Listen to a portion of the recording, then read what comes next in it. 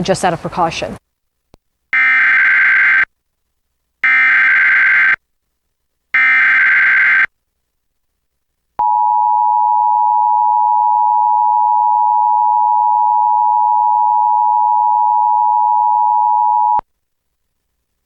The Northwest Avalanche Center in Seattle has issued an avalanche warning.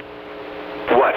A very dangerous natural avalanche cycle continues as heavy precipitation, rising snow levels, and extreme winds impact the region. Very large natural avalanches are likely and may run long distances into low elevation canyon runouts. Where? Areas near Mount Hood.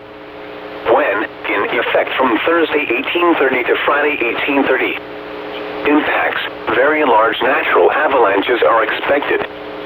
These will be more than enough to bury, injure, and kill backcountry travelers. Precautionary or preparedness actions.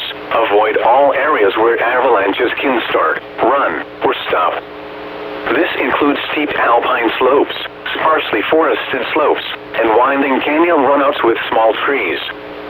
Consult https://www.nwac.us/ or www.avalanche.org for more detailed information.